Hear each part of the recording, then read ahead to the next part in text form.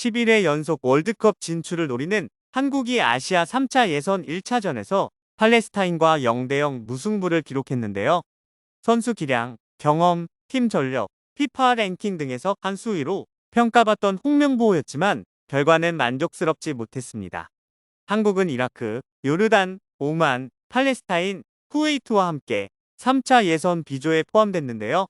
기본적으로 10시간 비행을 넘기는 중동 국가로의 원정은 체력적인 부담으로 다가오지만 한국이 압도적인 전력을 구축한 것으로 평가되고 있습니다. 이번 경기는 홈경기였기에 완승이 전망됐습니다. 그러나 한국은 경기 초반부터 공격 지역에서 세밀한 패스에 실패하며 쉽사리 득점을 올리지 못했습니다. 반면 팔레스타인은 위협적인 역습으로 한국의 수비진을 흔들었는데요. 한국은 팔레스타인의 공세에 당황하며 전반 중반까지 유효 슈팅을 신고하지 못했습니다. 손흥민, 이강인 등 세계적인 스타들이 그라운드 위에 나섰지만 전혀 시너지가 발휘되지 않았습니다. 홍명보 감독의 전술적 색깔은 전혀 찾아볼 수 없었습니다. 개인의 역량에게 맡겨놓은 공격일 뿐이었습니다. 다급해진 홍명보 감독은 후반전 오세훈, 황희찬, 이동경을 투입하며 승부수를 던졌는데요. 그러나 여전히 공격 지역에서의 세부 전술은 눈에 띄지 않았습니다. 왼쪽 손흥민, 오른쪽 이강인의 의존한 단순한 공격 패턴만 보여줬습니다. 물론 기회도 있었는데요. 후반 15분 페널티 박스 왼쪽에 위치한 이강인의 노마크 기회, 후반 29분 이강인의 왼발 프리킥 등이 찾아왔습니다. 더불어 손흥민이 후반 42분 골키퍼까지 제쳤습니다. 그럼에도 득점을 올리지 못했고 홍명보 감독 입장에서는 불운한 결과였습니다. 하지만 이는 손흥민과 이강인의 개인 능력을 통해 얻어낸 기회였습니다. 홍명보 감독의 공격 부분 전술은 보이지 않았습니다. 피파 랭킹 96위인 팔레스타인을 만나고도 활발한 오버래핑, 하프 스페이스 공략들이 없었습니다. 결국 홈에서 팔레스타인에게 득점 없이 무승부를 기록하는 참사를 겪었습니다. 첫 판부터 불안한 경기력을 보여주며 11회 연속 본선 진출을 향한 어두운 그림자를 띠리었는데요. 이미 경기 시작 전 여론부터 좋지 않았죠. 홍 감독 선임 후 여론은 들끓었습니다. 매끄럼지 않은 선임 과정에 홍 감독의 거짓말 논란까지 이어졌습니다. 전력강화위원이었던 박주호의 내부 폭로에 이어 박지성, 이영표 등 레전드 출신들의 쓴소리까지 나왔습니다. 잡음은 계속됐지만 홍 감독은 곧바로 유럽 출장길에 올랐습니다. 자신을 보좌할 외국인 코치 후보들을 직접 면담했고 그 사이 손흥민, 김민재를 비롯한 유럽파 태극 전사들과도 만났죠. 실제로 이날 경기장엔 59,579명이 찾았는데요. 미판매 잔여석은 4,598석이었고 기대했던 매진은 없었습니다. 경기 전후로도 부정적인 걸개가 걸리는가 하면 야유가 쏟아지기도 했는데요. 홍명보 감독의 막판 대응도 아쉬웠습니다. 홍명보 감독은 후반 추가 시간 6분을 넘어서자 벤치에 앉았습니다. 이전까지 적극적으로 지시를 내리던 모습과는 달랐습니다. 어느 정도 자포자기한 모습이었는데요. 후반 막판까지 팔레스타인에게 한 골도 뽑아내지 못한 상황이었기에 실망스러운 장면이었습니다. 심지어 경기 뒤 아찔한 상황도 발생했는데요. 김민재가 갑자기 관중석을 향해 터벅터벅 걸어간 것입니다. 스태프와 인사도 하기 전에 팬들을 향해 다가갔는데요. 그리고 그는 팬들을 향해 침착하란 손동작을 취했습니다. 이에 대해 주장 손흥민도 김민재의 행동을 지적했는데요. 경기가 끝난 후 손흥민은 먼저 이기지 못할 때는 누구보다 아쉽고 누구보다 괴롭다.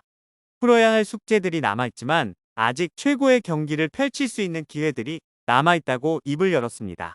이어 홍명보 감독이 경기 내내 야유를 받은 것에는 팬들도 원하는 감독님이 있었을 테지만 내가 팬들의 입장을 모두 대변할 수도 없고 결과를 바꿀 수도 없다. 주장으로서 응원과 사랑을 부탁할 수밖에 없다. 민재처럼 경기 후 팬들과 부딪히는 등의 모습은 다시 나와서는 안 된다고 말했습니다.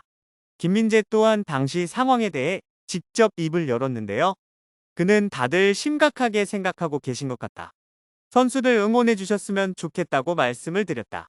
사실 우리가 시작부터 못하지는 않았다. 외국에서 제 SNS 찾아오셔서 또 그런 말씀하는 분들 계신다. 우리가 시작부터 못하지 않았다.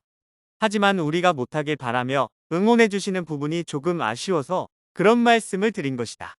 전혀 공격적으로 말씀드린 것이 아니다. 가서 조금 말씀을 드리고 싶어서 했다. 전혀 심각한 분위기 아니었다.